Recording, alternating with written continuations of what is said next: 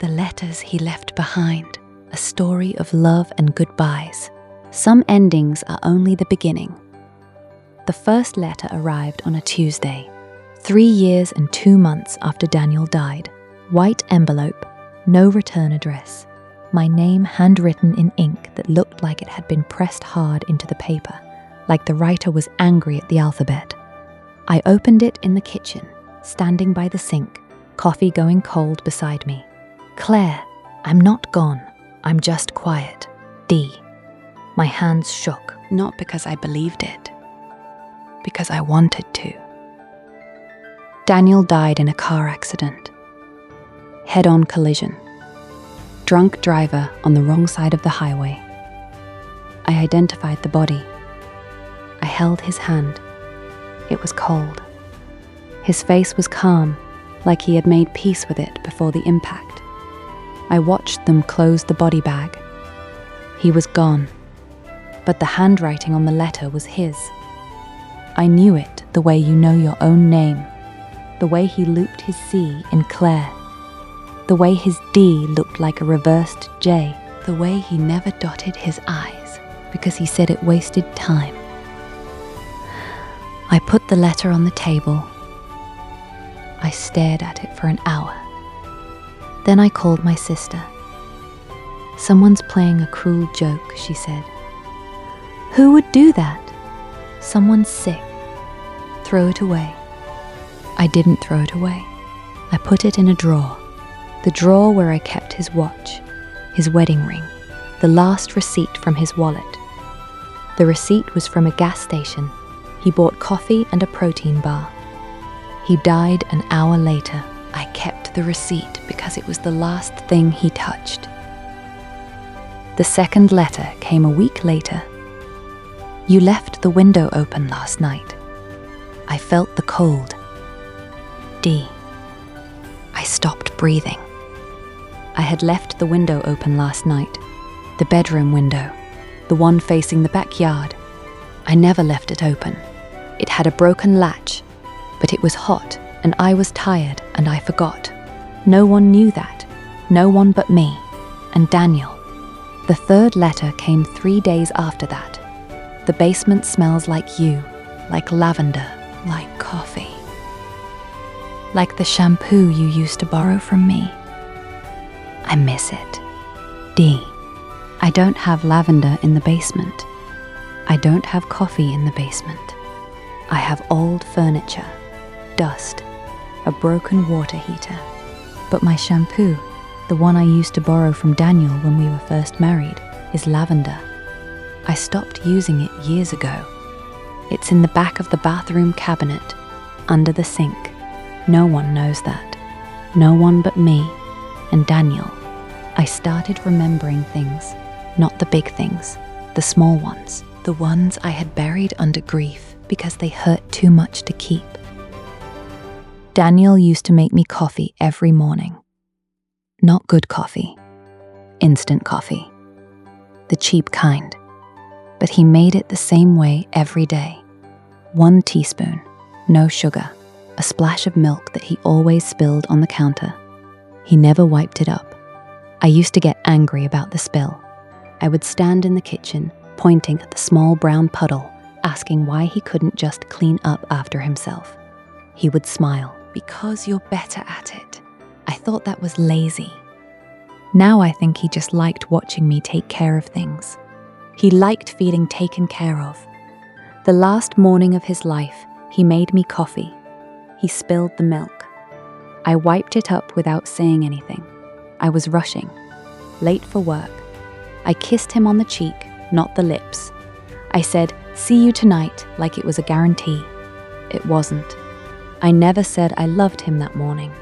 I assumed he knew. That's the thing about assumptions. They don't keep you warm at night. They don't hold your hand in a hospital. They just sit there, useless, while you replay every moment you could have done differently. The letters kept coming. You're not sleeping well. I hear you walking at 3 a.m. I wish I could hold you. D. The neighbor came by today, the tall one, He looked at you too long. I didn't like it. D. Say, do you remember our first date? The Italian place with the red checkered tablecloths. You spilled wine on your white shirt. You laughed. I fell in love with you in that moment. I'm still in love with you. I stopped showing the letters to my sister. She told me to go to therapy. She told me I was hallucinating comfort. She meant well, but she didn't understand. You can't hallucinate handwriting. You can't hallucinate the exact way someone loops their letters after they're dead. I started writing back. Not sending. Just writing. In a journal. Things I never said to Daniel when he was alive. Things I wished I had said. I'm sorry I worked late so often. I'm sorry I didn't notice you were tired. I'm sorry I wasn't there when the truck crossed the line. I left the journal on the kitchen table. Open. Like an offering. The next morning, a letter was tucked inside it. I forgive you. I always did. Again. I cried for 2 hours. The letters kept coming for months, always on Tuesdays. Always in the same white envelope. Always in Daniel's handwriting. I started to heal. Not because I had forgotten him. Because I had found a way to keep him. A way that didn't feel like holding onto a ghost. But something was wrong. The letters started getting personal. Too personal. Not things Daniel could have known. Not things he could have predicted. I know you've been drinking at night. Please stop. I hadn't told anyone. Not my sister. Not my friends. Not my therapist. I would pour a glass of wine and sit in the dark, staring at his picture, trying to feel close to him. Your boss doesn't appreciate you. You should look for another job. I had been thinking about quitting. I had told no one, not even my closest friend. I started to feel watched.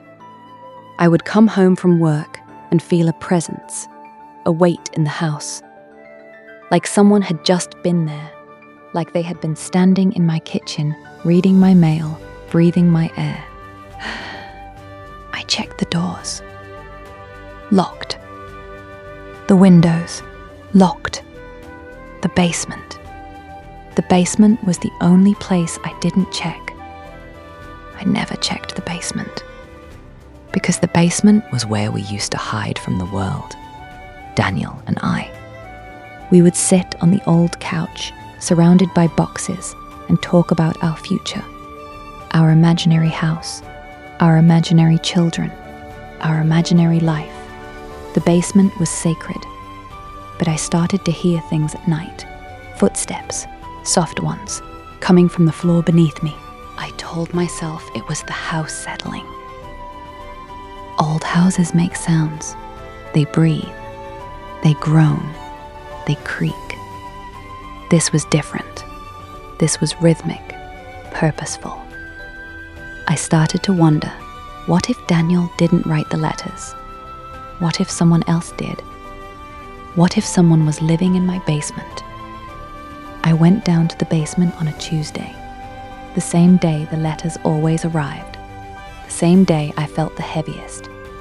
I stood at the top of the stairs, my hand on the light switch. The bulb flickered to life. The stairs creaked under my feet. The basement was cold, dark, dusty, the same as always. I walked to the back, the closet under the stairs, the one I never opened, the one that came with the house, the one the real estate agent said was just storage. The door was stuck. I pulled harder. It opened with a groan. Inside was dark, cold, smaller than I remembered, and at the back, behind a stack of old blankets, was a box. Not a mattress, not a sleeping bag, just a box, a simple cardboard box. I pulled it out. I opened it. Inside were envelopes, hundreds of them, all white, all addressed to me, all in Daniel's handwriting. I started opening them, frantically, desperately. If you're reading this, it's been 1 month since I died. I hope you're okay. I'm not. I'm writing this in advance because I know I'm going to die soon. I don't know how. I don't know when, but I know it's coming. I've had the dream every night for 6 months. It's always the same. I'm driving. A truck crosses the line. Everything goes black. I wake up sweating. I can't tell you this. I can't make you worry, so I'm writing it instead. Another one. 1 month in. You've probably cried a lot. I hope you've eaten. I hope you've slept. I hope you've let someone hold you. I know you hate that. I know you want to be strong. But you don't have to be strong for me. Not anymore. Another one. Do you remember the night I woke up screaming? The night I told you I saw something? You thought I was having a nightmare about work. I wasn't. I saw the crash. I saw the truck. I saw my own face. I didn't tell you the truth. I couldn't. I'm telling you now. I kept reading, letter after letter, ceaselessly, month after month. All dated, all timed to arrive on Tuesdays. All written in his handwriting. And at the bottom of the box, a final letter. Different handwriting. Someone else's. Claire, my name is Marcus. I was Daniel's friend, not a close friend, just someone he trusted. He came to me a year before he died. He said he had been having dreams, terrible dreams, dreams of dying. He didn't want to scare you. He didn't want you to spend your last months with him worrying. So he did this instead. He wrote all these letters, all of them. He gave me a schedule, a list of dates, a pile of cash to cover the postage. He made me swear I would send them no matter what. I didn't know the crash was going to happen. I didn't know it was real. I thought he was just anxious. I thought it was just a fear. But then I saw the news. I saw your face at the funeral. I saw you fall apart, and I kept sending the letters because that's what he asked me to do. Because he loved you. Because he knew he was going to die before he ever got to say goodbye. I'm sorry. I'm sorry I didn't tell you sooner. I'm sorry I didn't come to you. I was scared. I didn't know if you would believe me. I didn't know if you would be angry. I still don't. But I hope you can forgive me, and I hope you can forgive him. Marcus. I sat on the basement floor, surrounded by hundreds of letters, hundreds of goodbyes, hundreds of moments Daniel had written in advance because he knew he wouldn't be there to say them in person. He had known. He had known he was going to die. And instead of telling me, instead of letting me carry that weight, he had prepared. He had spent a year writing letters to comfort me, a year imagining my grief, a year making sure I would never have to face it alone. I cried. Not the gentle tears of before, the ugly kind, the kind that comes from somewhere so deep you didn't know it existed. He had loved me that much. I read the letters, all of them, one by one, day by day. Some were sad, some were funny, some were about the milk. You're probably still mad about the milk. I'm sorry. I know I should have wiped it up, but I liked seeing you get angry. You were beautiful when you were angry. You're beautiful when you're sad. You're beautiful always. I love you. Don't forget that. I laughed. I cried. I didn't sleep. I spent a week in the basement, surrounded by his words, letting him say goodbye to me, in the way he had always wanted to. And when I was done, I called Marcus. He answered on the first ring. "Claire? How did you know it was me?" "I've been waiting for your call for 3 years." I paused. "Why didn't you tell me sooner?" "Because he made me promise." He said, "Wait until she's ready. Wait until she can hear the truth without breaking." He knew I would break. He knew you would. But he also knew you would put yourself back together. He said you were the strongest person he had ever met. He said you would survive anything, even him, especially him. I was quiet for a long time. Then I said, "Can I meet you? I want to thank you in person." Marcus was silent. Then, "I'd like that."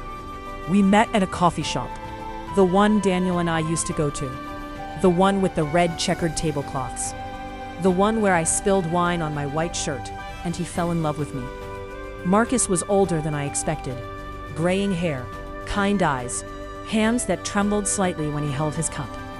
He told me more about Daniel's dreams, about his fear, about the night he came to Marcus with a stack of letters and a desperate request. He was terrified, Marcus said, not of dying, of leaving you alone. He said the crash wasn't the worst part. The worst part was imagining you waking up without him. I looked at my coffee. "He told you about the milk?" Marcus laughed. "He told me everything. The milk, the window, the lavender shampoo. He wanted me to know you, so I could write the letters the way he would have." "You wrote the letters?" "Some of them, the early ones. He wrote about 100. I wrote the rest." He gave me a template, a style, a way of writing that would feel like him.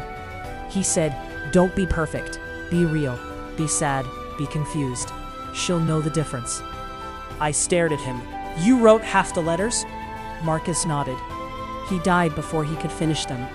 He was planning to write more. He said he wanted to write enough to last you 10 years, but he only made it to 2. I felt the tears coming again, but this time they were different. Not grief, not anger, just gratitude. He had loved me enough to prepare. He had loved me enough to trust someone else with his words. He had loved me enough to let me go. 6 months later, I found one more letter. It was tucked inside my journal, the one I had been writing in since Daniel died. The one I left on the kitchen table as an offering. I didn't remember putting it there. I opened it. Daniel's handwriting. "Claire, if you're reading this, it means you've healed. Not completely, not yet, but enough. Enough to know that I didn't leave you, not really. I left you these words. I left you Marcus. I left you the person you've become. I know I'm going to die soon. I've known it for a year, and I've been terrified. Not of death, of leaving you, of watching you fall apart without me. But I've watched you, from wherever I am, and I've seen you put yourself back together. I've seen you cry. I've seen you laugh. I've seen you survive. That's all I ever wanted. You were never alone, not for a single moment. I was there. In the letters, in the silence, in the milk you wiped up. I love you, Claire. I always will. But it's time for me to be quiet. D.